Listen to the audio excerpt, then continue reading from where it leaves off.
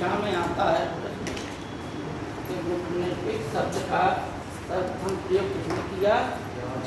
George Ellis. तो शीत युद्ध शब्द का सर्वप्रथम प्रयोग किसने किया? Bernard vernier.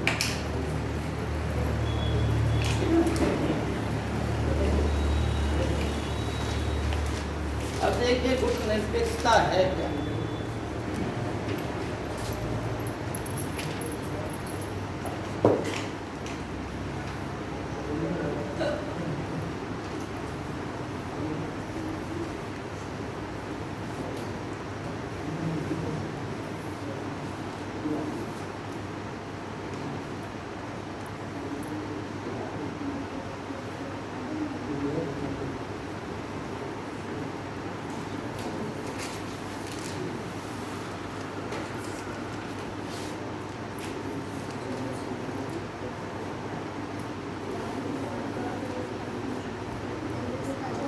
ठीक है,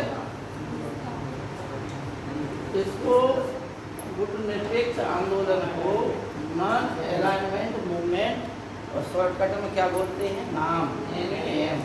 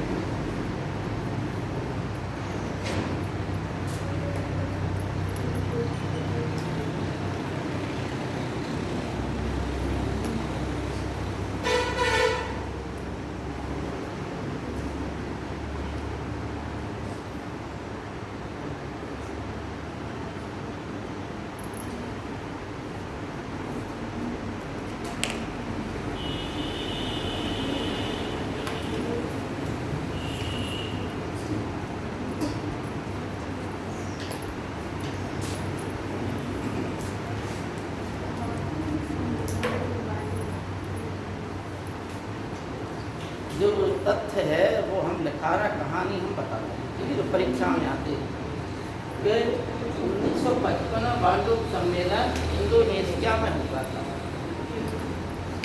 ये बांडुप सम्मेलन श्रीलंका के राष्ट्रपति के कहने पर इंडोनेशिया में आयोजित हुआ था। उस समय समस्या ये थी कि संसार जो है दो ध्रुवों में बटा हुआ है। 1945 के विश्व युद्ध के पश्चात संसार लोकतंत्रवादी गुट और साम्यवादी गुटों में बटा हुआ है।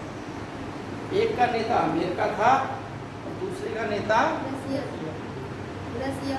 हाँ, रसिया था, ठीक है नहीं।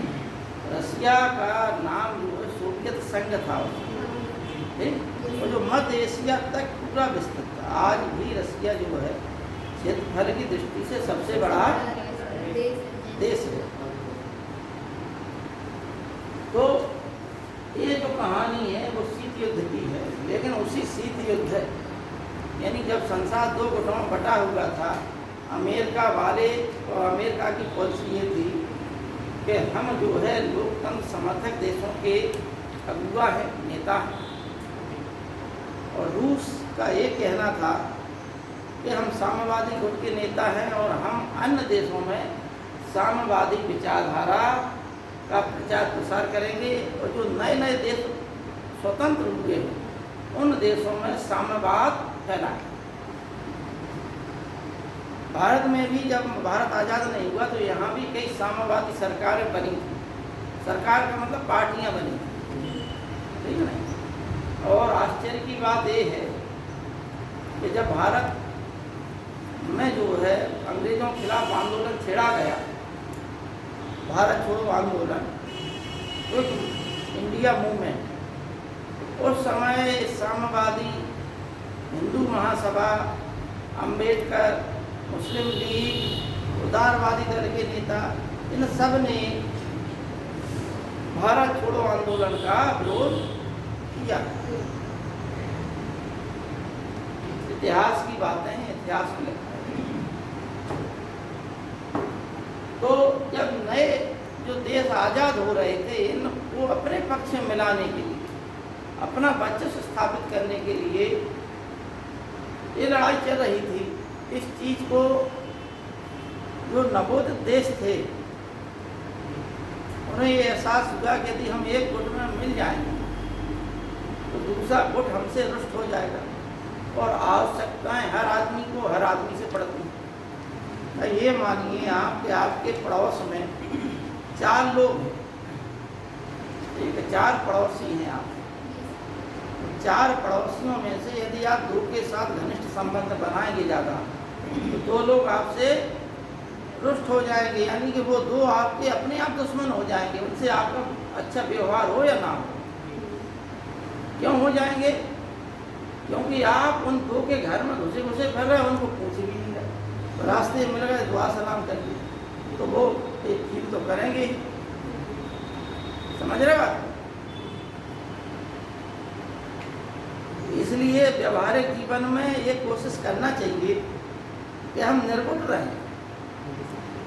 कितना भी हो, चाहे परिवार हो, समाज हो, कोई भी हो, किसी से इतनी प्रगाढ़ता मत बढ़ाओ कि अन्य लोग आपके निकटता आने से डरने लगे या आपसे दूर हो जाए।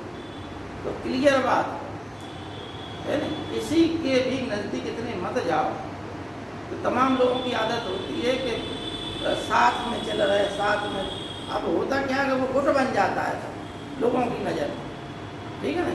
जैसे आपस में गुट बन जाते हैं, कहीं स्कूल कॉलेजों में आपने सब जगह देखा, 2-3 लड़के एक गुट में बना के अपना जा रहा है, ठीक है ना। इसका परिणाम क्या होता है कि अन्य लोगों की नज़र में वो लोग चढ़ जाते हैं। अच्छा, दूसरी बात कि आपको जो फायदा है वो फायदा नहीं मिलेगा। कैसा? उन लोगों से फायदा या पूरे समुदाय से फायदा या पूरी क्लास से फायदा, कभी आवश्यकता पड़ी तो वो 2 लोगों के पास वो रिक्वायरमेंट नहीं होगी आपको पूरी करने के लिए। जैसे मान लो कोई फाइल ही बनना है नहीं, केमिस्ट्री की प्रयोगशाला को फाइल बनना, प्रैक्टिकल फाइल। अब जो आपके 2 दोस्त हैं वे आपके काम में नहीं आ रहे, क्यों? क्योंकि वो खुद नहीं बनाए। अब वो आप क्या मदद कहते हैं? समझ रहे हैं? तो साधारण उदाहरण बता रहे हैं। तो जब वो आपकी मदद नहीं कर सकते हैं क्योंकि उनके पास वो चीज़ है ही नहीं, तो आप किनके पास जाएंगे? जिनके पास वो चीज़ है। लेकिन जिनके पास चीज़ है वो आपसे रुष्ट हैं, वो क्यों मदद करेंगे? क्योंकि आप गुटबाजी पहले ही चल रहे थे। ठीक इसी प्रकार से जो नवोदित राष्ट्र हुए, जैसे भारत भी आज़ाद हुआ, 1947 में भारत आज़ाद हुआ, 1948 में श्रीलंका आज़ाद हुआ। इसी प्रकार से बहुत से एशिया के और अफ्रीका के देश आज़ाद हुए। उसी समय द्वितीय विश्व युद्ध के पश्चात झड़ी लग गई थी आज़ादी की, क्योंकि द्वितीय विश्व युद्ध के पश्चात जो बुराइयां थीं, जो देशों ने, अन्य देशों ने, जो साम्राज्यवादी और उपनिवेशवादी सोच के जो देश थे, वो इतनी बुरी तरीक़ा से टूट गए थे, कुचल दिए गए थे कि अब में इतनी शक्ति नहीं रह गई थी कि वो नियंत्रण स्थापित कर सके। दूसरी बात है, उन जो गुलाम देश थे उनमें उन देशों के खिलाफ जनता विरोध पे आ गई, अतः शासन प्रशासन करना उनके ऊपर कठिन हो गया था, ठीक है ना। अतः ऐसी स्थिति में अन्य देशों को आज़ादी मिल गई, और आज़ादी मिलने का भी कारण यही था कि द्वितीय विश्व युद्ध उनकी नीतियों के कारण ही हुआ। जो प्रथम विश्व युद्ध हुआ उसकी पृष्ठभूमि पर ही द्वितीय विश्व युद्ध हुआ। अब प्रथम विश्व युद्ध में जो कारण थे उन्हीं कारणों में मिला के 2-3 कारण और जोड़ दो कौन सा? तो वर्साई की अपमानजनक संधि जो जर्मनी के साथ हुई। राष्ट्र संघ 1920 में बना था, है प्रथम विश्व युद्ध के पश्चात उसकी अवहेलना करना, यानी वह एक अंतर्राष्ट्रीय संस्था थी, लेकिन उस अंतर्राष्ट्रीय संस्था का जो बड़े लोग हैं उन्होंने अपने पक्ष में प्रयोग किया। ठीक है, हम बताएंगे अभी सब टॉपिक। तो इन्हीं उद्देश्यों से श्रीलंका के जो राष्ट्रपति थे उन्होंने एक सम्मेलन इंडोनेशिया में आयोजित कराया, जो 1955 वार्षिक सम्मेलन के नाम से जाना। इस समय भी भारत के प्रधानमंत्री, उस समय के प्रधानमंत्री भारत के जवाहरलाल नेहरू ने भाग लिया और यहीं पर उन्होंने एक नए आंदोलन की रूपरेखा अन्य देशों के साथ रखी, विचार विमर्श के साथ। कौन सी रूपरेखा? ये रूपरेखा कि यदि हम एक गुट के समर्थन में जाएंगे तो दूसरा गुट रुष्ट हो जाएगा। दूसरी बात है कि हम लोग अभी नए राष्ट्र बने हैं, हमारे पास विज्ञान और टेक्नोलॉजी नहीं है, वो तकनीक नहीं है हमारे पास, वो साधन नहीं है। तो कभी हमें इनसे भी मदद मिलेगी, कभी इनसे भी मदद मिलेगी। तो हम लोग बिना गुट के रहे, इसलिए निर्गुट रहे। ठीक है ना? कैसे रहे? निर्गुट। निर्गुट का मतलब है बिना गुट के। तो किसी गुट में सम्मिलित ना हो वो क्या हो जाता है? निर्गुट। ठीक है ना? और निर्गुट को ही क्या कहा गया है? गुट निरपेक्ष, यानी जो निरपेक्ष है, जिसे जो गुटबाजी से निरपेक्ष है, दूर है, उसे सापेक्ष नहीं है। सापेक्ष मतलब समीप होना, निरपेक्ष का मतलब है दूर होना। जो गुटों की राजनीति से दूर है वो देश गुट निरपेक्ष। ठीक है ना? अतः इसी उद्देश्य से भारत के प्रधानमंत्री, मिस्र के प्रधानमंत्री नासिर और यूगोस्लाविया के प्रधानमंत्री टीटो, इन लोगों ने मिलकर एक योजना बनाई और प्रमुख योगदान जवाहरलाल नेहरू का था, क्योंकि जवाहरलाल नेहरू पहले से ही इन चीज़ों के विचारक रहे। अतः 1961 में प्रथम कूटनीतिक सम्मेलन यूगोस्लाविया की राजधानी बेलग्रेड में संपन्न हुआ, जिसमें उस समय 25 देशों ने भाग लिया। कितने देशों ने? 25 देश। इतनी चीज परीक्षा में पूछी जाती। एक तथ्य और पूछा जाता, वो तथ्य क्या है? अंतिम समय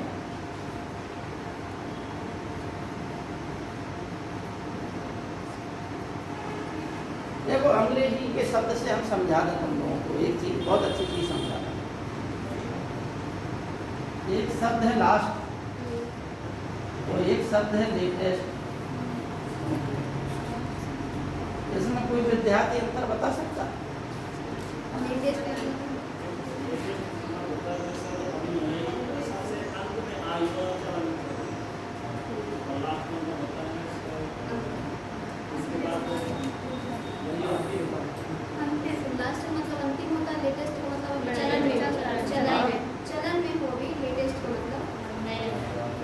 हाँ, अलग अलग एक ही क्रिकेट मैच खेल रहा है, ठीक है ना? भारत का किसी अन्य देश से क्रिकेट मैच खेल रहा है, ठीक? तो आप आए और आपने देखा टीवी चल रही है, तो आप अपने मित्र से कहेंगे कि what is the latest score, है नहीं? लेटेस्ट स्कोर क्या है, अभी वर्तमान में अंतिम स्कोर क्या है? दोनों की हिंदी अंतिम होती, लेकिन अंतिम कैसा? इस समय अंतिम, ठीक है? जैसा इसने बताया तो वर्तमान में अंतिम, जो वर्तमान में अंतिम है उसके लिए क्या आ जाती है, लेटेस्ट। और जो लास्ट होता है वो एकदम अंतिम है, लास्ट के बाद फिर कोई लास्ट नहीं, अंत के पश्चात फिर कोई अंत नहीं। ठीक है ना, समझ में आई बात? तो ये अंतिम का मतलब है लेटेस्ट कॉन्फ्रेंस। ये हर 3 या 4 साल बाद एक बार सम्मेलन होता है कुछ 18वां जो अंतिम होगा वो केमन है, 18वां। ये आप लोगों को जो करंट अफेयर्स होती है उसमें यही दृष्टि आप लोगों को अपना। देखो आप लोगों को सीधी सी बात बता दें, यदि वास्तव में कंपटीशन तैयारी करना है 2-3 मेथड हैं, हम हालांकि बताते रहते हैं आप लोगों को, लेकिन 2-3 मेथड आप लोग अपना लीजिए, सिलेक्शन आपकी गलती में रख। जैसे पहली चीज क्या करना है आपको, जो भी आप परीक्षा दे रहे हैं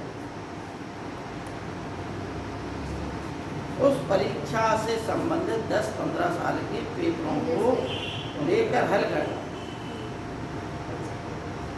जो भी परीक्षा हल करना, जब आप पेपर हल कर लेंगे तो आपका माइंड मेकिंग हो जाएगा कि इस परीक्षा में किस प्रकार के प्रश्न आते। आप उस परीक्षा के लिए एकदम परफेक्ट हो। अब दूसरा काम क्या करना, जब आपको ये पता चल गया कि इस प्रकार के प्रश्न आते हैं तो फिर ये जरूरी नहीं, देखिए जैसे मध्य प्रदेश की परीक्षा देने जाए आप PCS में, ठीक, वहाँ पर इतिहास में चाहे कैसा भी चाहे सामान्य ज्ञान का पेपर क्यों ना हो, लेकिन बिना मराठा पढ़े आप आगे नहीं बढ़ सकते। वहाँ की परीक्षा में मराठाओं का तो कुछ ना कुछ इतिहास आना ही है।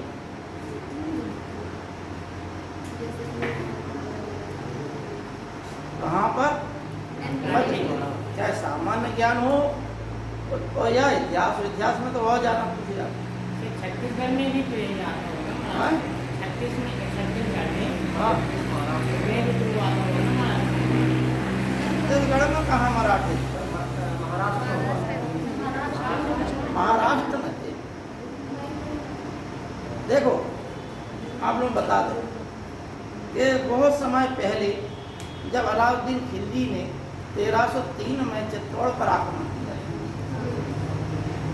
तो वहाँ से चित्तौड़ पर सिसोदिया वंश का राज्य था, ठीक है, जहाँ पर महान शासक हुए जिन्हें हम राणा कुंभा, राणा सांगा और महाराणा प्रताप के नाम से जानते हैं।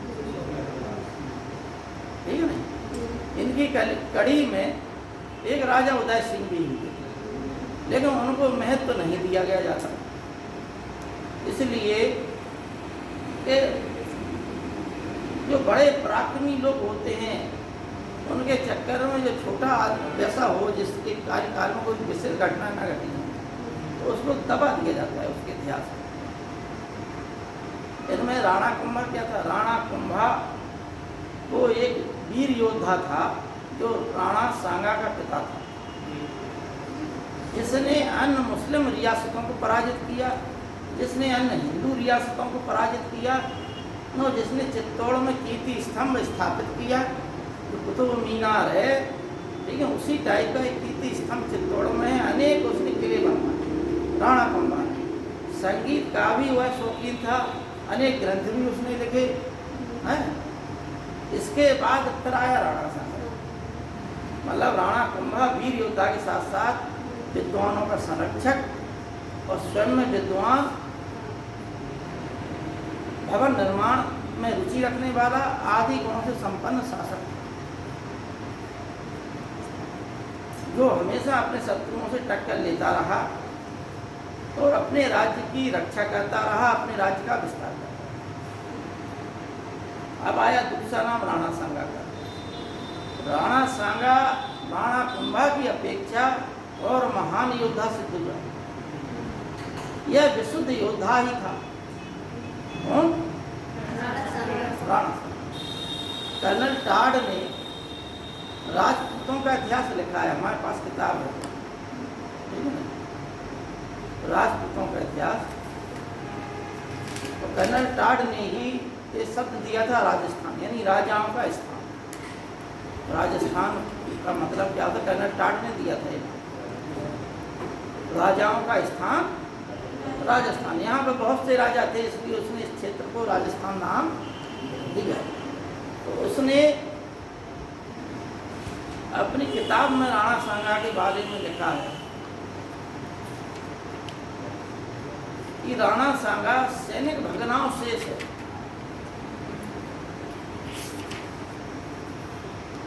भग्नावशेष का मतलब समझे? भग्नावशेष का मतलब होता है कि उस पर अतीत के चिन्हों का प्रदर्शित होना।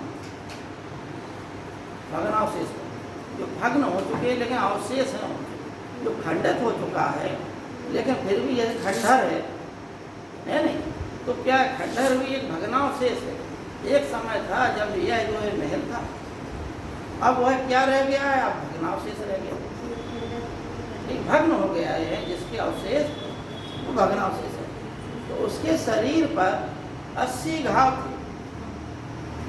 युद्धों के दौरान एक टांग उसकी जो है लंगड़ा के चलने लगा था, एक आंख फूट गई थी, इतने अलवा तलवारों के घाव थे शरीर में, 80 घाव थे। इतना योद्धा था, बड़ा योद्धा। कर्नल टाड ने जो लिखा, तमाम बच्चे ये कहेंगे कि जब अगर ऐसी बात थी कि इतना बड़ा योद्धा था, तब फिर उसे बाबर को आमंत्रित करने की क्या जरूरत है नहीं? लेकिन उस समय की जो वर्तमान राजनीति थी, तो भारतीयों की बुराई क्या है? भारत के लोग हमेशा हर युग में एक अच्छे योद्धा हुए, भारतीय लोग हर युग में। आज भी कहीं भी चाहे शीत हो या गर्म स्थल हो, वहाँ पे जो भारतीय सैनिक लड़ जाएंगे वो अन्य लोगों के, अन्य देशों के लड़ाके या सैनिक नहीं लड़ पाएंगे, क्योंकि यहाँ पर जलवायु सभी प्रकार की, सर्दियों में अथाह सर्दी पड़ती है, गर्मियों में अथाह गर्मी पड़ती है नहीं? और जो धंधे वाले लोग हैं, जो सैनिक लोग हैं, वो इन्हीं में अपने आप को मजबूत करते हैं। लेकिन इसके बावजूद भारत क्यों हारा? बेटा सही बैठ जाता है। इसके बावजूद भारत क्यों हारा? अनेक बार आक्रमणकारी आया और भारत हारता चला गया, अनेक राजा लोग हार गए। एक ही कारण था कि हम जो है उपमंडूक बने, हम आपस में तो लड़ते रहे, लेकिन बाह्य जगत में क्या हो रहा इस चीज़ का हमें कोई आभास नहीं हुआ, हमें मतलब ही नहीं रहा। भाई खाना पीना मिल रहा है, बाहर जाने से क्या मतलब? हम अंदर ही अंदर लड़ते रहे, अपने घर में लड़ेंगे, हम अपने पड़ोसी से लड़ेंगे, लेकिन हम कभी भी बाहर जाके नहीं लड़ेंगे। अंदर लड़ने में कायरता है, बाहर लड़ने में वीरता है। लेकिन है क्या कि भारतीयों ने प्राचीन इतिहास से लेके अभी तक आपस की ही टांग की थी, और देश के पतन में बड़ा योगदान भारतीयों का ही रहा, किसी दूसरे का नहीं रहा। इतने महान योद्धा होने के बावजूद, जयमल फत्ता का नाम सुना है तुम लोग? बताओ।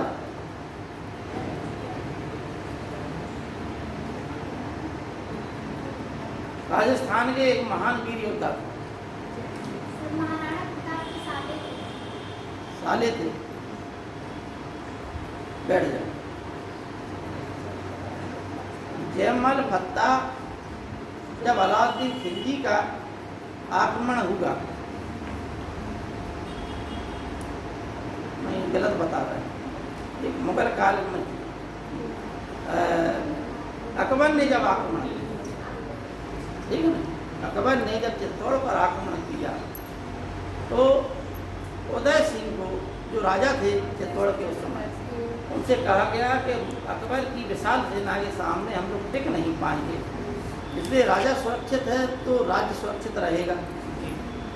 ठीक है नहीं, भाई राजा के नेतृत्व में पुनः सेना बन जाएगी और पुनः फिर से हम युद्ध करके अपने राज्य को ले सकते हैं।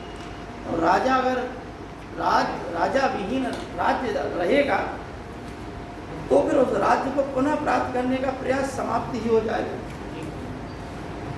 अतः उनके सैनिकों ने सलाह दी, आप जो है चले जाइए। तो कुछ सैनिक जो है उनके साथ लगा दिए गए और सुरक्षित स्थान पर भेज दिया गया। वो स्थान जहाँ उन्हें भेजा गया वो स्थान था उदयपुर। वहीं पर उन्होंने फिर अपनी नई राजधानी बनाई। उदयपुर नहीं था, उदयपुर तो महाराणा प्रताप ने बाद में रखवाया था, वहाँ पर रह करके नाम रखवाया। बेटा इतिहास जो है 3 हम जो मेंस दिए राजस्थान, हमारे पास किताब है, हम गलत नहीं बताएंगे। ठीक है ना, तुमने कहाँ से पढ़ लिया? वो तो सब दिए, लेकिन बाद में वहाँ का नाम पड़ा था उदयपुर। उदयपुर राज्य की स्थापना। अच्छा ये बताओ, राणा प्रताप की राजधानी क्या थी? चित्तौड़। अब बताइए, गलत बोल रहे हैं। चित्तौड़ पर मुगलों का अधिकार था, कहाँ से थी? मुगलों का अधिकार वहाँ पर नहीं था, क्योंकि राणा महाराणा प्रताप अपने जीवन काल में चित्तौड़ को जीत ही नहीं पाए। हाँ जीत नहीं पाए हैं, लेकिन फिर राजधानी कैसे हो गई? तो रहते थे ना सर वहाँ पे चित्तौड़ पे। बताइए भाई, समझ में आई बात? कहाँ पढ़ लिया ये उल्टा सीधा? हाँ? रहते थे चित्तौड़ से, ये भागे थे ना मुगल काल में, जो अकबर ने वहाँ पे आक्रमण किया था। जब हम कह रहे तो हमारी बात भी सुन रहे हैं। पढ़ लेना तो मिला लेना। अगर हम मान लो, ए बेटा क्या कर रहे थे?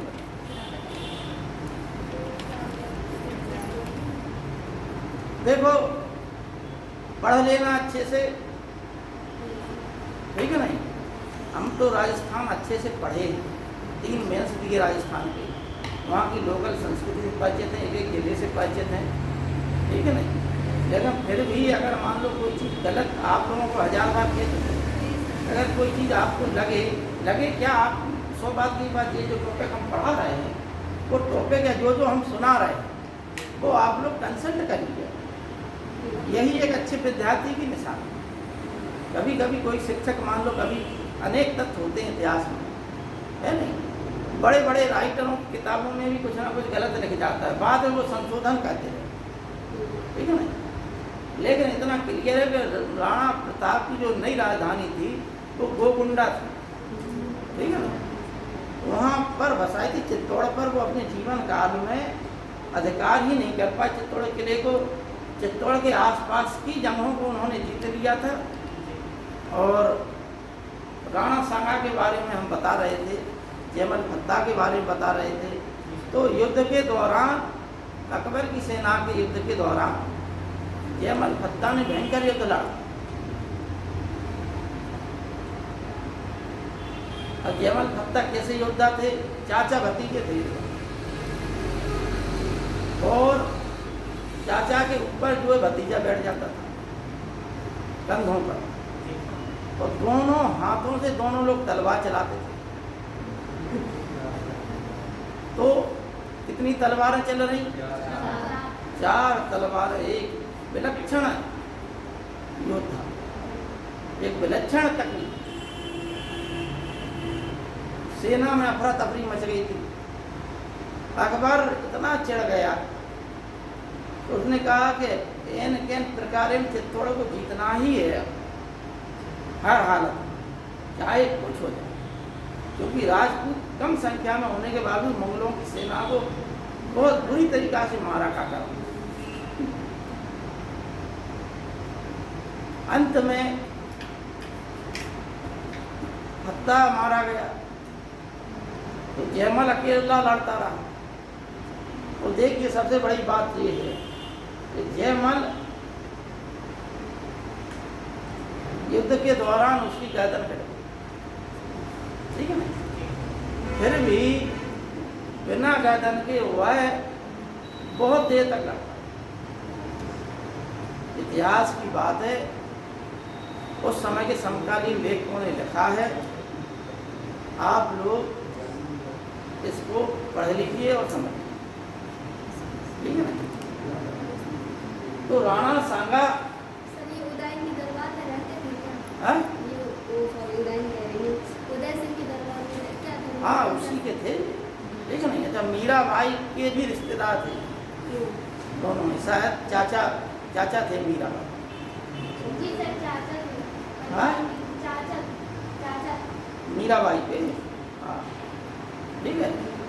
तो फिर इसी वंश में कौन हुआ? राणा प्रताप। उदय सिंह के बाद, उदय सिंह के बाद राणा प्रताप हुआ। राणा प्रताप की कहानी सबको मालूम है। तो ये महान वीर योद्धा थे। राणा सांगा एक अच्छा योद्धा था, लेकिन आपको जो हम मुख्य बात बता रहे हैं कि भारतीयों ने कभी भी वो टेक्निक इस्तेमाल नहीं की जो पश्चिम के लोग करते।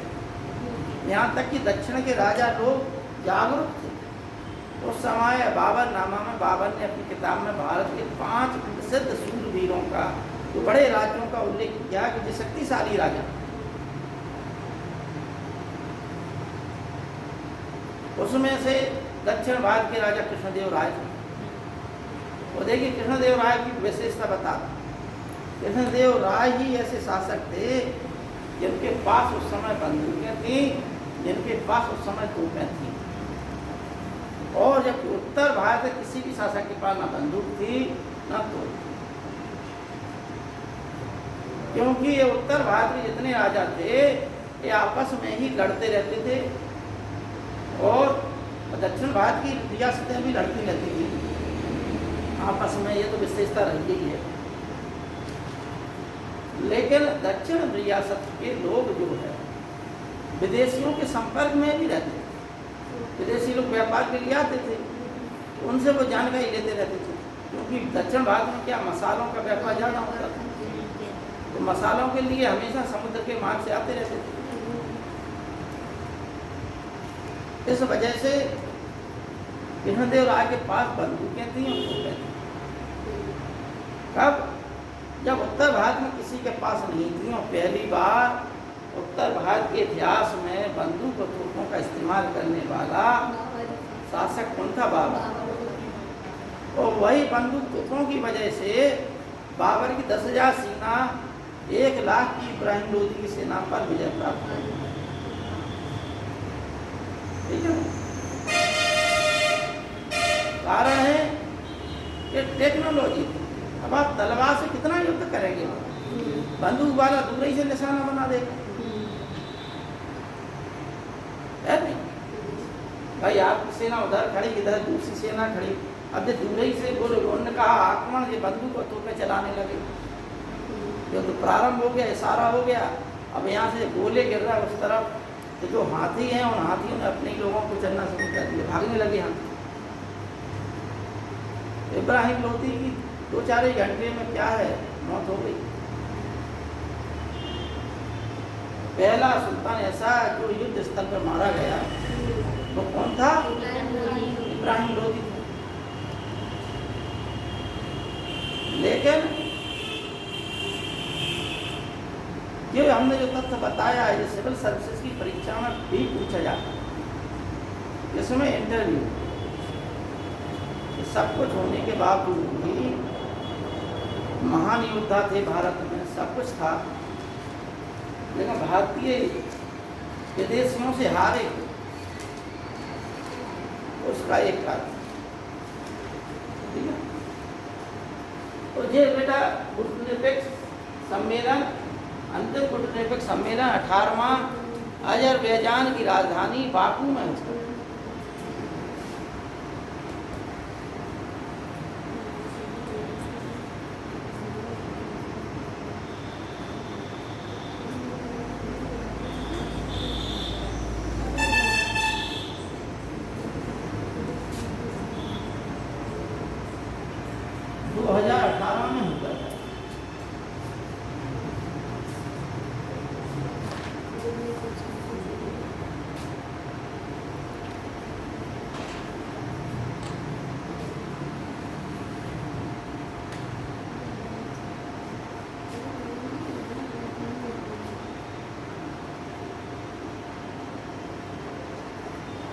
आप गुटनिरपेक्ष आंदोलन से संबंधित चीजें समझ ली आपने? अभी जो मोबाइल चल रहा कि नहीं?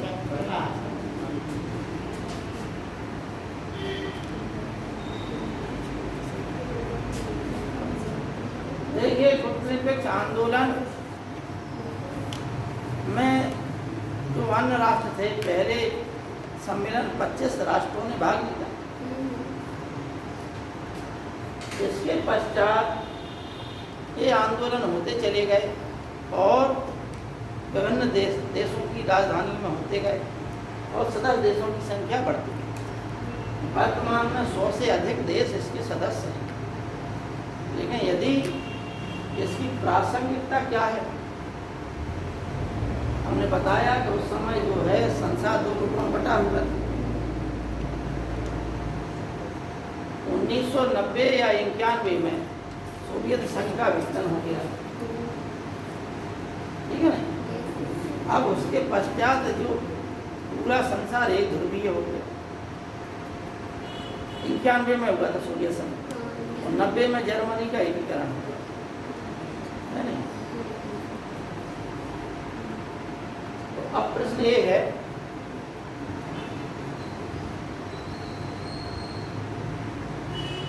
वर्तमान में इसकी क्या प्रासंगिकता है? जब संसार एक ध्रुवीय हो गया तो इसकी स्थापना तो निर्गुट के लिए हुई थी। अब कोई गुट तो बचे नहीं। तो अब कोई विद्यार्थी बता सकता है कि इसकी वर्तमान में क्या प्रासंगिकता है, क्यों उपयोगी है ये संघ? ऐसे ही निबंध आते हैं ये जो है करंट अफेयर्स के निबंध आते हैं। कोई सम्मेलन हुआ, उन्होंने लिख दिया वर्तमान में गुटनिरपेक्ष सम्मेलन की प्रासंगिकता है। सुरक्षा प्रसाधन भारत की भूमिका या स्थायी सदस्य के रूप में भारत की प्रासंगिकता, ऐसे प्रश्न बना के देते हैं। इस पर क्या आप लोगों को विचार होना चाहिए? बताइए, अपने मन से सोचिए कि जी हमने आगे का बता दिया है आपको, अब वर्तमान में उपयोगिता क्या है? कोई विद्यार्थी बता सकता है? भारत ने गुटनिरपेक्ष अपनाया है। Very good. उसने कहीं भी वोट नहीं डाला, तो उसके खिलाफ भी नहीं डाला, उसके वोट नहीं डाला। हाँ, अपने आप को गुटनिरपेक्ष ठीक। भारत ने अपना सिद्ध किया कि हम गुटनिरपेक्ष हैं।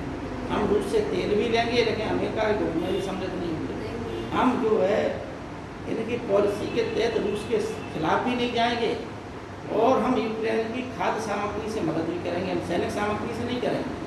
दवा भेजी जहाज भर भर के, खाद्य सामग्री भेजी तो वहाँ के लोग भूख को ना मरे, ठीक है ना? तो भारत ने अपनी जो है गुटनिरपेक्ष नीति का प्रमाण दिया है। लेकिन प्रश्न ये है कि भारत ने तो दिया, लेकिन इस आंदोलन की प्रासंगिकता क्या है? क्या आज के समय में इसकी उपयोगिता रह गई है? एक तो उदाहरण इसने अच्छा दे दिया, इस आधार पर रह गई है, इस आधार पर रह गई है, लेकिन और क्या का कारण हो सकता?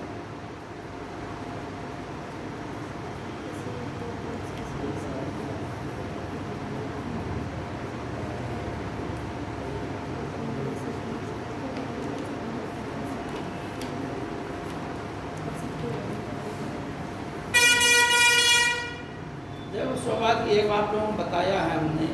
वास्तव में देखो, कई बार कहे अगर IAS PCS का ख्वाब देखना है तो आप लिखना प्रारंभ करें, टॉपिक को पढ़िए और घर पर लिखिए। एक चीज़ और है कि अगर मान लो आप अपना मूल्यांकन ना करा पाएँ तो आप उसको लिखे हुए टॉपिक को किसी शिक्षक को दिखाइए, जिसे अनुभव हो उसे दिखाइए। वो आपकी कमियों को उजागर करेगा और आपके जो सबल पक्ष हैं उनको आपको बताएगा, जो निर्बल पक्ष है उसको बताएगा। लेकिन जब आपके पास विचार ही नहीं होंगे तो आप क्या लिखें? है नहीं? तो विचार ही विश्व पर राज करते हैं। विचार होंगे आपके पास तो आप संसार पर राज करोगे। विचार नहीं, इस उम्र में, ये उम्र ऐसी है, इस उम्र में आपके पास जो विचार होना चाहिए।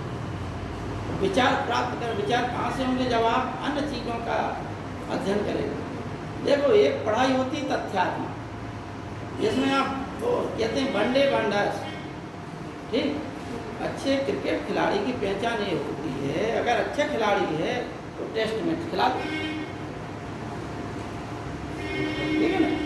चारों ओर से तुम घिरे हुए हो, वहीं पुटर करना है, वहीं साइड से निकालना है तुम्हें बाउंड्री, उन खिलाड़ियों के बीच से बॉल उसी प्रेशर से आ रही है। आपको ना स्टंपिंग होना है, विकेट भी बचाना है, कैच भी बचाना है, क्योंकि चारों ओर से घेर रखा है आपको। ऐसी विपरीत परिस्थितियों में जो बल्लेबाज टिका रहता है और 100-100, 200-200, 300-300 रन बना ले जाता है, वो रियल में बल्लेबाज।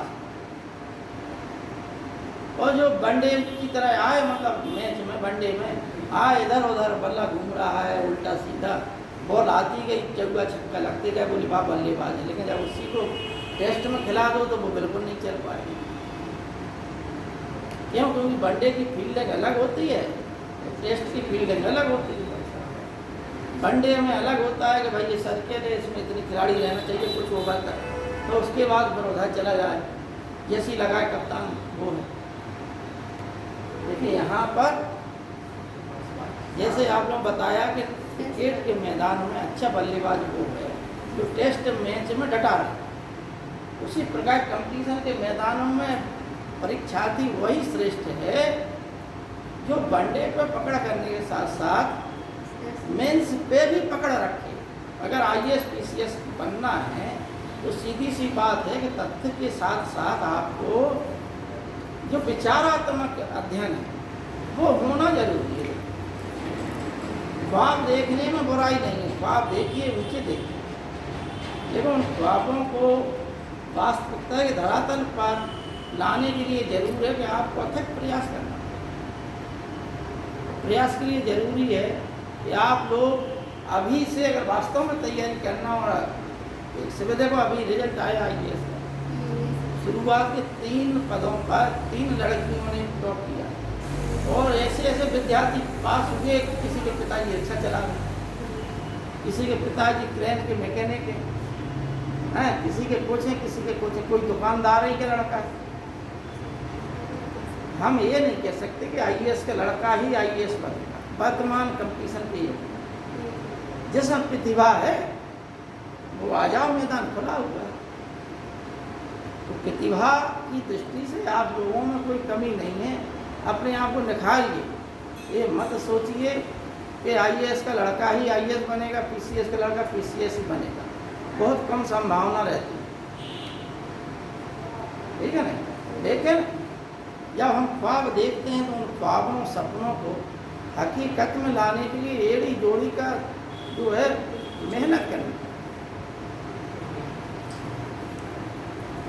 ठीक है ना। इलाहाबाद में हम जो है राजस्थान का पहला मैच दे रहे थे, 3 महीने फ्री के बाद 3 महीने का समय मिला था। तो भाई साहब गर्मी में ये जो मई जून की गर्मी है, जो इस सब गर्मी में चाहे कैसी गर्मी कैसा क्या, सब पढ़ाई करें, ना कूलर था ना AC था, कुछ नहीं, खाली एक पंखा ये वाला था। भीषण गर्मी इलाहाबाद, जिसे हम बोलते हैं क्या, शरीर में वो हो जाते हैं घमौरी। तो 3-3 बार हो गया भाई हमारे शरीर, एक ही सीजन में 3-3 बार हो गया। गीली तौलिया लेके पानी निचोड़ के अपना ओढ़ लिए, चाय पियो, बैठ गए पढ़ने के लिए। 2 तखत पड़े हुए थे, एक तो किताबें पस रही, एक पे हम पस रहे, है ना। तो ऐसी हमारी स्थिति नहीं थी। जब बगल में अन्य लोग डटे हुए हैं, बड़े बड़े योद्धा, तो आपको भी देखो, एक होता है रथी और एक होता है महारथी, है ना।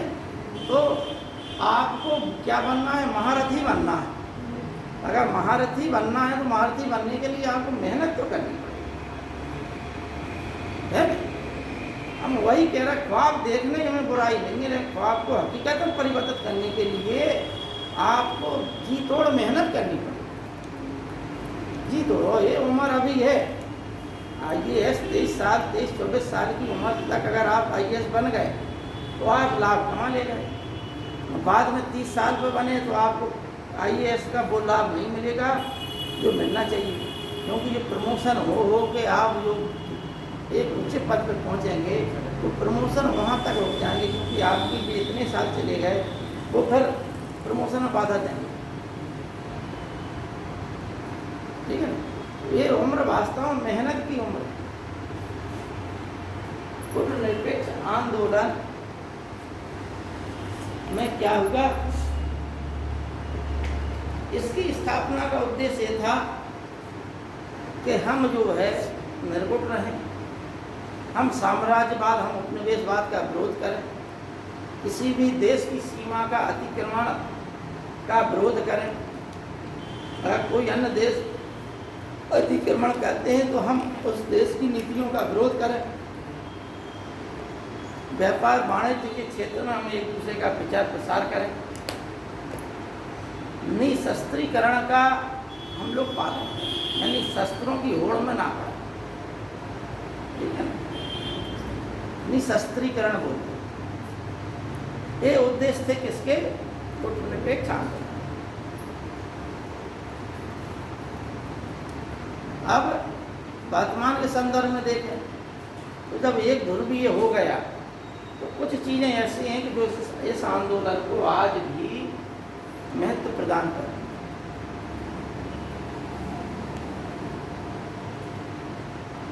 लेकिन उसके पहले हम राजनीति पर जोर दें तो शीत युद्ध और गुटनिरपेक्ष लगभग एक ही है। शीत युद्ध की भूमिका अलग है और इसकी भूमिका अलग है, लेकिन दोनों रिलेटेड है। राजनीति के क्षेत्र में दोनों एक दूसरे के पर्याय है। ठीक है नहीं, थोड़ा शीत युद्ध के बारे में बता दें, दोनों को जोड़ के पढ़ा दें। शीत युद्ध के 6 चरण रहे, वो महत्वपूर्ण है। लेकिन महत्वपूर्ण क्या है कि शीत युद्ध द्वितीय विश्व युद्ध के पश्चात प्रारंभ हुआ। शीत युद्ध क्या है, शीत युद्ध को स्नायु युद्ध कहते हैं, शीत युद्ध को मस्तिष्क का युद्ध कहते हैं, यह इसे छद्म युद्ध भी कहते हैं। भाई कैसा युद्ध, यह युद्ध विचारों के द्वारा दिमाग में लड़ा गया, रणनीतियां बनती गई, एक दूसरे को उठा पटक करने की रणनीति बनती गई, उस पर कार्रवाई होती गई, लेकिन आमने सामने की लड़ाई नहीं। इसलिए इसे क्या बोलते हैं, शीत युद्ध। शीत यानी कोल्ड वार। कोल्ड वार का मतलब दिमाग से युद्ध लड़ा जा रहा है, हम रणनीति चल रहे हैं और उस रणनीति पर कार्रवाई कर रहे हैं। आप अपनी जगह रणनीति चल रहा है, उस पर कार्रवाई कर रहे हैं, आमने सामने नहीं लड़ा रहे। जो आमने सामने नहीं लड़ रहे, छद्म युद्ध लड़ रहे। लेकिन अब आज के समय में क्या है, लड़ाई झगड़ा कम हो गया, हर जगह शीत युद्ध तो लड़ा जा रहा है, घर परिवार में तो ठीक है, हर जगह यही हो रहा शीत युद्ध। अब आदमी सामने नहीं कि भाई इनने ये बात कही कहे तो चाटा खींच दी नहीं। पहले हम देखते थे कि किसी कोई बात हुई, सीधी ले डंडा और एक दूसरे को बड़ियाँ बोल है। हमने खुद देखा है अपनी आंखों से, जरा सी बात हुई खून खच्चर फैल गया, हाय हाय राम राम मच गई। पुलिस आ गई, थोड़ी देर में उनको तफ्सिया करा दिया, उन्होंने अपनी पट्टी बांध ली, डॉक्टर से दूसरे ने अपनी पट्टी बांध ली, 2 साल हो गए। क्योंकि जो आक्रोश बड़ा हुआ था अंदर, वो उन्होंने क्या प्रकट कर दिया। ठीक है ना, अब भाई जब आक्रोश प्रकट हो जाए, खोपड़ियाँ सबकी फूट जाएं, उनको भी संतुष्ट हो गई कि हमने अपनी गुस्सा निकाल दी, तो दूसरे को भी ये हो गया कि हमने इनका हाथ पैर तोड़ दिया है ना। तो भाई जो अंदर गुस्सा भरी हुई विरोधी के प्रति, तो वो आदमी पहले के समय में क्योंकि इतनी समझदारी थी नहीं, इतना बदमाश नहीं था, ठीक है ना, इतनी समझ थी नहीं उस समय। अब आज का आदमी क्या है, विज्ञान टेक्नोलॉजी के युग में मेहनत कम करने वाला, दिमाग से मेहनत करने वाला। पहले परिश्रम, शारीरिक श्रम ज़्यादा, आज के युग में दिमागी श्रम ज़्यादा, व्यापार वाणिज्य का योग है।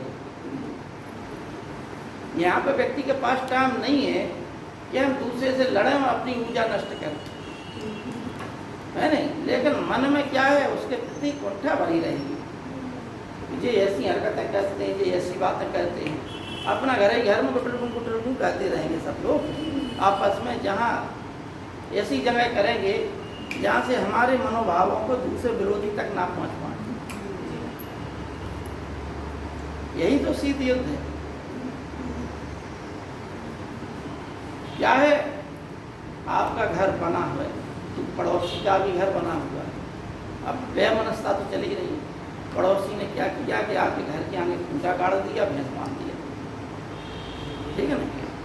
अब आप ऐसी पोजीशन में या तो लड़ो, पहले के समय में यही होता था, लेकिन वर्तमान में क्या होता है, वर्तमान में ये होता है कि उन्होंने खूंटा गाड़ा है, तुम खूंटा उठा के फेंक दो, है नहीं। फिर बातचीत होगी, वे कहेंगे भाई तुमने क्यों उखाड़ा, तो आप कहेंगे आपने क्यों गाड़ा, है नहीं। भाई यही बात है कि हमारे दरवाजे के सामने आपने क्यों गाड़ा।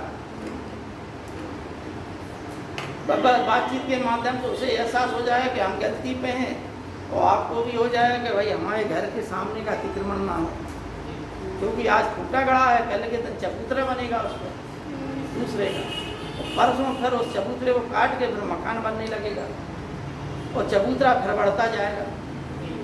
यहाँ पे 4 गुम्मे जो है बचा दिए जाएंगे, और फिर जो है फिर से चबूतरा बढ़ता जाएगा। यानी चबूतरे की बढ़ने की पंचवर्षीय योजना जिस प्रकार से नहीं बढ़ती है, 5 साल में एक आती चबूतरा उससे ज़्यादा बढ़ जाता है। गांव में यही होता है, गांव में लड़ाई के कारण है नाली और चबूतरा, ठीक है ना। बहुत हमने अपनी आंखों से देखा है, इतनी सी जगह है, उनका 2 बीता का चबूतरा है, उन्होंने एक गुम्मा लगाया, मिट्टी लगाई उसके ऊपर, एक आपके 5 साल में यहाँ से यहाँ तक आ गए, ठीक। अब उन्होंने क्या किया, उन्होंने इस पर मकान उठा, बोले हमारा चबूतरा है जी, हम मकान बनाते हैं। अब मकान बन गया, फिर भी उन्होंने 4 अंगुल छोड़ दी जाए, काय के लिए, चबूतरे। अब फिर वही प्रक्रिया फिर हो जाएगी, ठीक है ना। तो ये तरीका क्या है, यही शीत युद्ध है। आप विरोध करेंगे, लेकिन वो चबूतरा क्या है, हटाएगा नहीं, और गुम्मा लगाना बंद नहीं करेगा, ईंटें लगाना बंद नहीं करेगा, उसकी प्रक्रिया चलती रहेगी। तो शीत युद्ध में भी अमेरिका अपनी चालें चलता रहा। प्रारंभ देखिए, उस समय तो रूस का जो राष्ट्रपति था वो था स्टालिन के। लेनिन की मृत्यु के पश्चात स्टालिन जो है वहाँ का राष्ट्रपति था, एक प्रसिद्ध राजनीतिज्ञ था, जिसने 1917 की क्रांति में भाग लिया था। लेकिन हमने आपको बताया था 1924 के आसपास लेनिन की मृत्यु हो जाती है, तो स्टालिन जो है वहाँ का राष्ट्रपति बनता है, ठीक। द्वितीय विश्व युद्ध में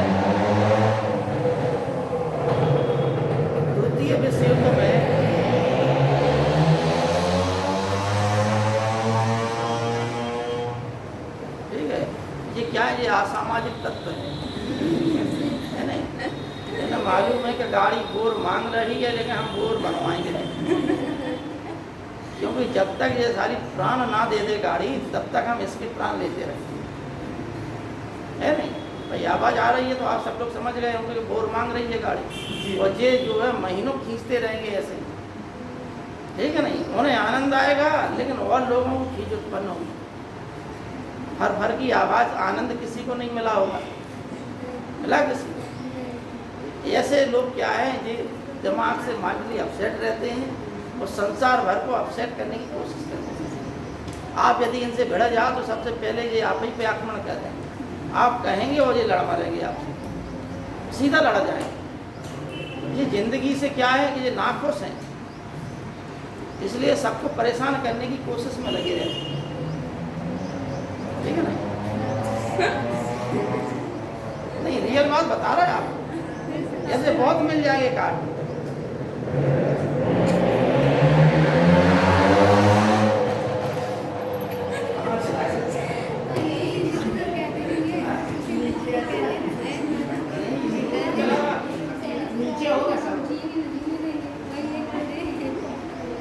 चलिए तो देखो द्वितीय विश्व युद्ध में हुआ क्या।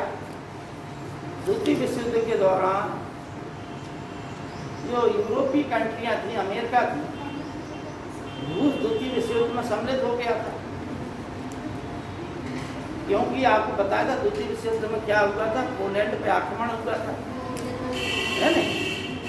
तो पोलैंड की सीमा रूस से लगी रहती थी, तो पोलैंड के पक्ष में रूस कूद गया था और पोलैंड के पक्ष में ये यूरोपीय कंट्रियां भी कूद गई थी उसकी रक्षा के लिए। अब इन लोगों ने ये सोचा कि ये द्वितीय विश्व युद्ध में रूस को ही प्रमुख बना दिया जाए, मतलब युद्ध जो है मुख्य रूप से रूस और जर्मनी के बीच हो जाए, जैसे कि हमारे जन और धन की हानि कम। ये चालें चलेंगी अंदर ही अंदर से, मोर्चों पर रणनीतियाँ बनाई।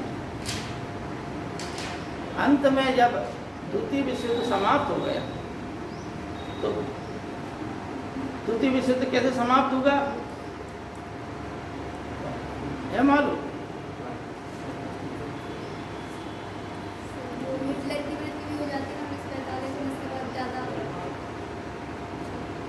देखिए द्वितीय विश्व युद्ध में हिटलर ने आत्महत्या कर ली थी 1945 में, एक बंकर में अपने आप को गोली से उड़ा दिया था जब जर्मनी चारों ओर से घिर गया तो जर्मनी का अंत हो गया। अब एक देश था जापान, जो सरेंडर करने को तैयार ही नहीं था, वो कह रहा था हम लड़ते ही रहेंगे। अच्छा, ऐसे जापान को घेर भी नहीं पा रहे थे, तो ये अब क्योंकि 5-6 साल का समय बहुत होता है।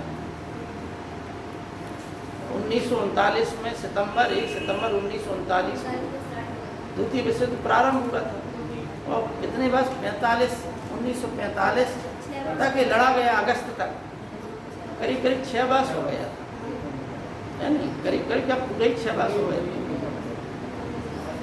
अब भाई आप ये समझिए कि 1-2 दिन की लड़ाई में तो आदमी बर्बाद हो जाता है और 6 वर्ष की लड़ाई तो बहुत लंबी लड़ाई होती। अतः सब देश समझ गए थे प्रथम विश्व युद्ध और द्वितीय विश्व युद्ध के पश्चात प्रथम विश्व युद्ध में जो गलती की हम लोगों ने वो अब द्वितीय विश्व युद्ध में ना अपनाई जाए।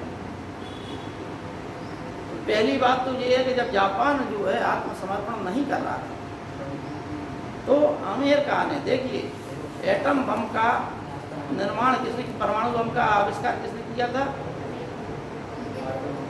हाँ?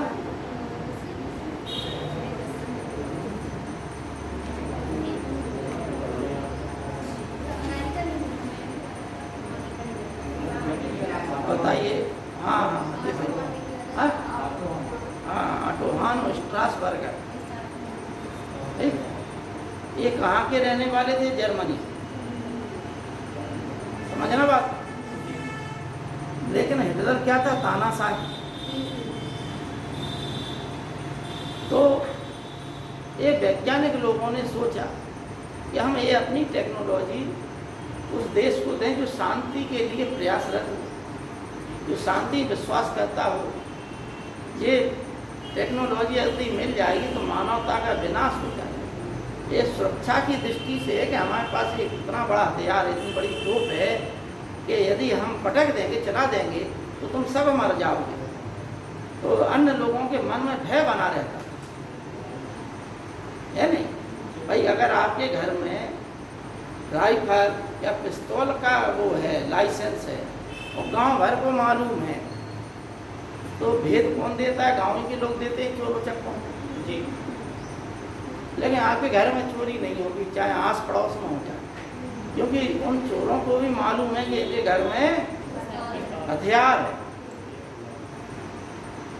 तो अगर हम गए और ये जाग गए तो ये समझो कि लाश ही निकलेगी फिर वहाँ से, है नहीं। इसी प्रकार से परमाणु बम जो टेक्नोलॉजी है, परमाणु बम इसीलिए बनाया गया कि इससे संसार में शांति स्थापित हो जाए, आपस में देश ना लड़े। बना लिया उन्होंने, लेकिन उन दोनों वैज्ञानिकों ने ये सोचा कि इसको हम क्या इस्तेमाल करें। यदि टेक्नोलॉजी विकसित हो गई। यदि इस टेक्नोलॉजी को हम हिटलर को दे दें तो हिटलर अभी जो है अन्य देशों पर अपना दिखाएगा प्रभाव और अनेक जनधन की हानि। अतः ये टेक्नोलॉजी लेके ये दोनों वैज्ञानिक अमेरिका चले गए। उनकी टेक्नोलॉजी पर ही फिर परमाणु बम बना। अमेरिका ने परमाणु बम बना लिया। जापान और अमेरिका ने किसी को भी नहीं बताया। और जब परमाणु बम गिराया 6 अगस्त 1945 को हवाई जहाज गया एक और परमाणु बम हिरोशिमा पे पटक दिया 6 अगस्त 1945। उनके नाम भी थे, एक का फैंटम नाम था, एक का लिटिल बॉय नाम था। अब फैंटम कौन था और लिटिल बॉय कौन था इसमें हम कंफ्यूज, ठीक है नहीं, नाम थे परमाणु बम। तो हिरोशिमा पे परमाणु बम गिरने से लाखों लोग एक बार मरते चले गए, क्योंकि परमाणु रिएक्शन पढ़े होंगे आप लोग। नाभ जो है एक दूसरी क्रिया करते चले जाते हैं, जो ऊर्जा निकलती है रिएक्शन के बाद वो नष्ट होते चले जाते हैं। जो सूर्य से रोशनी मिलती है वो नाभ के संलयन के द्वारा मिलती है। जो रेडिएशन है 2 प्रकार की होती है, एक नाभिकीय संलयन और नाभिकीय विखंडन। ठीक, नाभिकीय संलयन में तो छोटे अणु एक बड़े परमाणु का निर्माण करें और नाभिकीय विखंडन में एक बड़े परमाणु का विभाजन करके तो छोटे उससे बड़े का विभाजन करके छोटे अणु बनते। दोनों ही प्रक्रिया में ऊर्जा निकलती, वही ऊर्जा सबसे ज़्यादा विनाशकारी है। लेकिन यदि इन दोनों की कंपैरिजन करी जाए तो इन दोनों से में जो है सबसे शक्तिशाली अगर कोई टेक्निक है तो वो नाभिकीय संलयन की है। ठीक, अब सूर्य जो है एक तारा है। तारा किसे कहते हैं, स्टार किसे कहते हैं? स्टार उसे कहते हैं जिसका स्वयं की रोशनी, जिसका स्वयं का प्रकाश है, उसे हम स्टार कहते हैं। और उस स्टार के चारों ओर जो चक्कर लगाते हैं उन्हें हम क्या कहते हैं? ग्रह। और ग्रहों के जो चारों ओर चक्कर लगाते हैं उन्हें हम क्या कहते हैं? उपग्रह। ये कभी ऐसा हुआ कि करोड़ों अरबों वर्ष पहले उस तारे में विखंडन हुआ तो उससे जितनी दूर छिटक गए, लेकिन क्योंकि उस तारे के भाग थे, उसका आकर्षण था, इसलिए वो उसके चारों ओर चक्कर लगाते रहे। आज भी वो मतलब अपने एक शक्ति के द्वारा बंधे हुए, ठीक है नहीं। और फिर उपग्रह कैसे बने? ग्रह में जब जो है विखंडन होगा, कभी धूमकेतु टकराया, कभी कुछ टकराया, नया ग्रह छिटका, तो उसमें भी कुछ ना कुछ टुकड़ा होगा, वो भी टूट गए होंगे। लेकिन वो उपग्रह जो है उस ग्रह के भाग थे तो उसकी परिक्रमा लगाने लगे, क्योंकि हम जिससे अलग हुए हैं हमारा संबंध उसी से है। ग्रह सूर्य से अलग हुए, तारे से अलग हुए, तो उनका कनेक्शन तारे से है। उपग्रह का संबंध किससे है? ग्रहों से। ये सृष्टि का नियम है। और जो सूर्य की रोशनी जो प्रकाश आता है, वास्तव में सूर्य में हाइड्रोजन गैस बनती है और हाइड्रोजन के 2 अणु हीलियम के 1 अणु का निर्माण कर देते हैं, ठीक है ना। और जो हीलियम बनता है उसके बाद जो प्रकाश या जो एनर्जी बनती है विखंडन के द्वारा, वही रोशनी कितने मिनट में आ जाती है? यहाँ 8 मिनट में। लेकिन उस समय कुछ हानिकारक किरणें भी होती, पराबैंगनी किरणें भी होती, सूर्य की डायरेक्ट किरणें आती। इसलिए पृथ्वी के ऊपर जो कई लेयर हैं, 4 लेयर हैं, 5, किसी ने 5 बताया, किसी ने 4 बताया। पहला क्षोभमंडल, फिर समताप मंडल, फिर आयन मंडल, फिर बहिर्मंडल। तो जितने भी जो हमें जो यांत्रिकी वाले हैं, जो उपग्रह जो हम लोग बनाते हैं, रेडियो चल रहा, मोबाइल चल रहा, टीवी चल रही, ये सब आयन मंडल में। समताप मंडल में ओजोन की परत है, ऑक्सीजन के अणु मिलकर ओजोन अणुओं का निर्माण करते हैं, और वो लेयर है। उस लेयर पर जब वो सूर्य की किरणें आती हैं तो जो पराबैंगनी हानिकारक किरणें होती हैं वो वहीं को लौट जाती हैं, अंतरिक्ष को लौट जाती हैं। और सिर्फ ये छनी हुई चीज़, यानी ये मान के चलिए कि सूर्य की रोशनी को जो हमारी ओजोन लेयर है वो छानने का काम करता है, छन्नी की तरह। और जो सिर्फ प्रकाश ही प्रकाश है, जिसमें किसी प्रकार की हानि नहीं है, वही हम तक पहुंचता है, ठीक है नहीं? तो ये परमाणु बम जो है 6 अगस्त 1945 को हिरोशिमा पर डाला, जापान ने फिर भी आत्मसमर्पण नहीं किया। तो 9 अगस्त 1945 को नागासाकी पर डाला।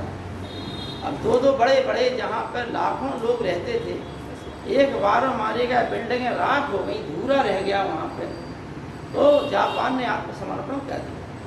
लेकिन द्वितीय विश्व युद्ध में ये प्रमुख विशेषता थी कि बिना सत समर्पण किया गया, न इन पराजित देशों के ऊपर किसी प्रकार की विशेष संधियाँ ला दी गई, न उनसे धन वसूली की।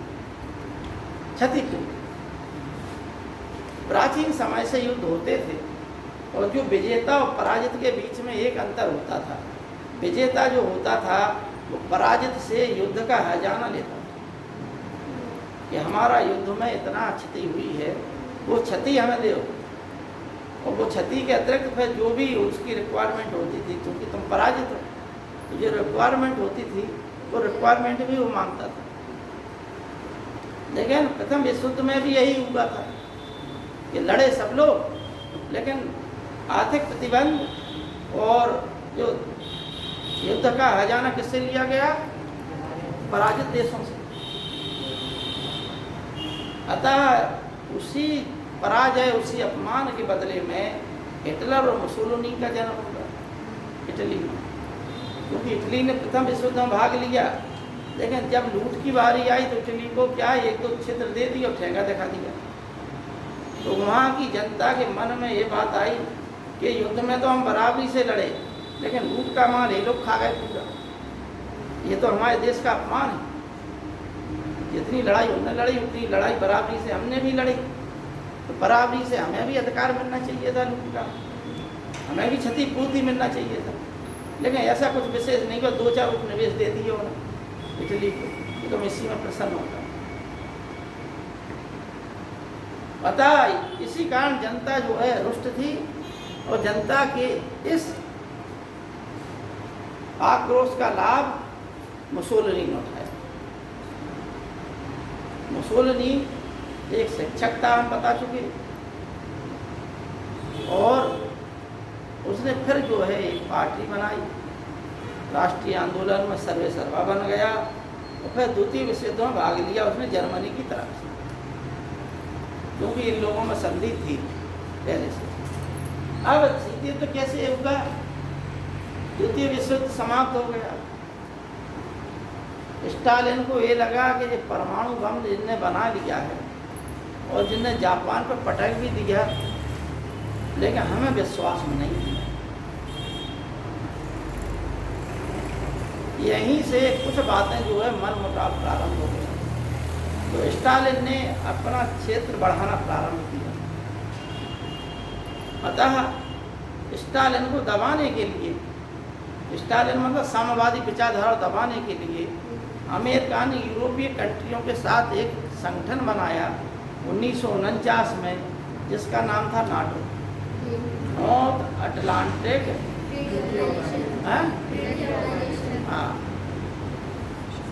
ये 1949 में बनाया। जब नाटो का उद्देश्य क्या था? नाटो का उद्देश्य यही था रूस के विरोध को रोकना, रूस की विचारधारा का विरोध करना। इसके विरोध में रूस ने वार्सा पैक्ट बनाया 1954-55 में, वार्सा पैक्ट बनाया। तथ्य लिख लीजिए, नहीं तो आप लोग कहेंगे कि तथ्य नहीं।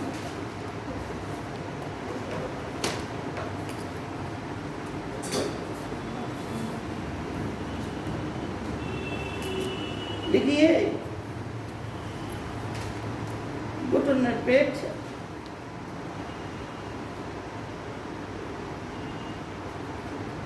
आंदोलन का मुख्यालय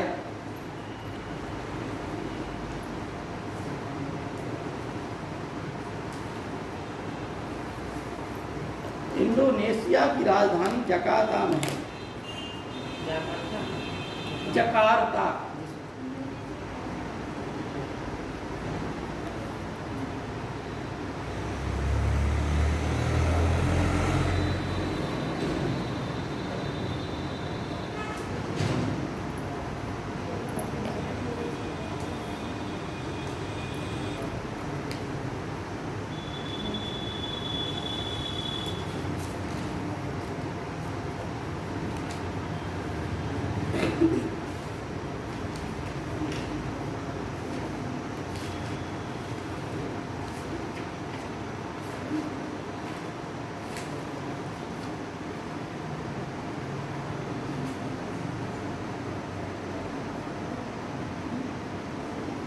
एक 59वां सम्मेलन हुआ था 1944 में। सर कौन सा सम्मेलन? याल्टा सम्मेलन।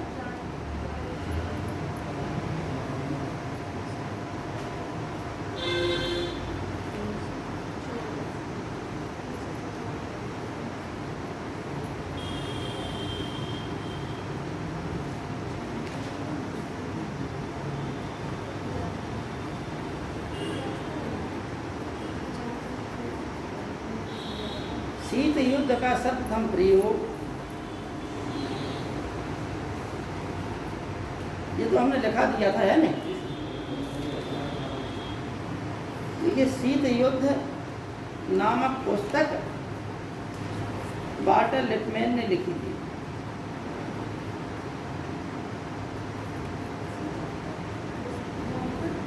वाल्टर लिपमैन ने लिखी थी।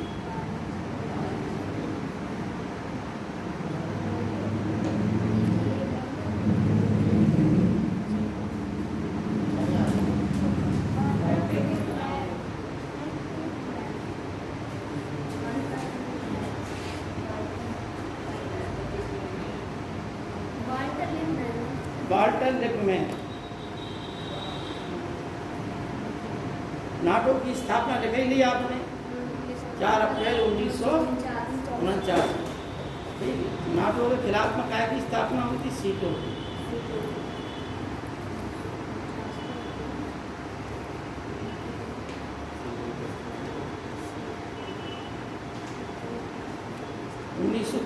में हुई थी शायद, देख लेना, मिला लेना, हमें ध्यान नहीं, उसमें लिखा भी नहीं है।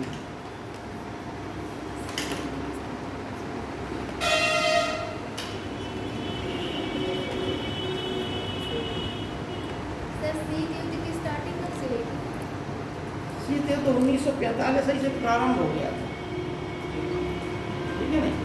और हमने ये बताया क्यों प्रारंभ हो गया था। दोनों अपने अपने क्षेत्रों का प्रचार प्रसार कर रहे थे। अमेरिका चाहता था लोकतांत्रिक देश ज़्यादा हो, तो लोकतांत्रिक देशों का मुखिया अमेरिका बन गया। हाँ, और यूरोप में भी कुछ देश जो है, जैसे जर्मनी का 2 भागों में विभाजन हो गया था 1945 में, पूर्वी जर्मनी और पश्चिमी जर्मनी। पूर्वी जर्मनी में साम्यवादी सरकार थी, पश्चिमी जर्मनी में लोकतांत्रिक। इसी प्रकार कोरिया का विभाजन हो गया।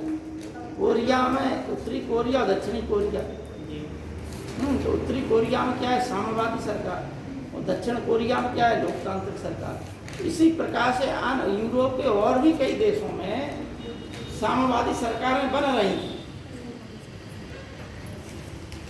उसका कारण ये था कि साम्यवादी विचार जो है मजदूरों पर आधारित था, गरीबों पर आधारित था। व्यापार वाणिज्य मजबूती से कर रहे थे। तो आर्थिक मंदी के पश्चात साम्यवाद का प्रचार प्रसार हुआ। द्वितीय विश्व युद्ध के पश्चात अनेक देशों में साम्यवादी विचारधारा को अपना लिया। अमेरिका भयभीत हो गया, उसने कहा कि ऐसा ना हो कि ये बाद में हमें को घेर ले, तो ये हमें घेरें, इससे बढ़िया हमें नहीं घेर ले। तो अमेरिका ने अपने महाद्वीप से आकर यूरोप के इंग्लैंड, फ्रांस आदि देशों को विश्वास में लेकर जो कायदा सम्मेलन किए, क्या गुट बनाया? नाटो, ठीक है ना? अब देखिए,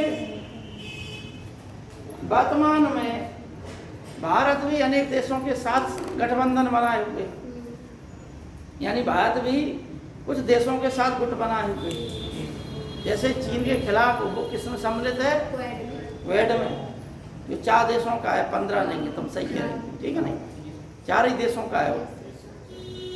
दूसरी बात कि और भी अनेक गुट बने हुए हैं, जैसे यूरोपियन संघ,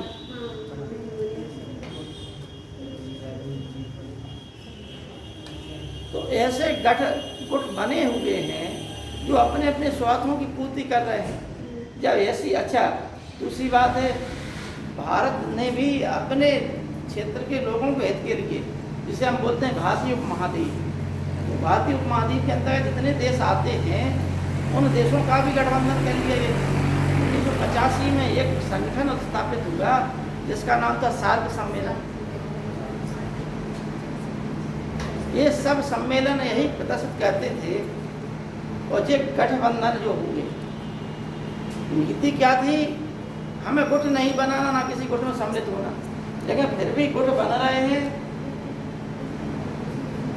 नीतियां बन रही हैं, फिर भी हम निर्गुट बने, ठीक है नहीं।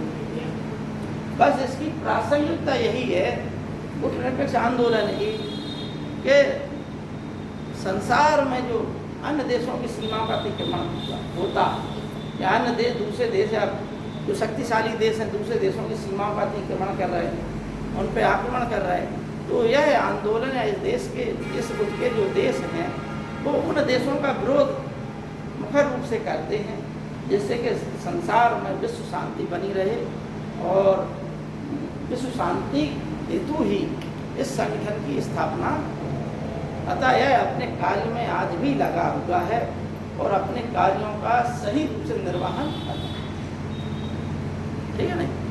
इतना ही रहने दें, कल संयुक्त राष्ट्र संघ परमाणु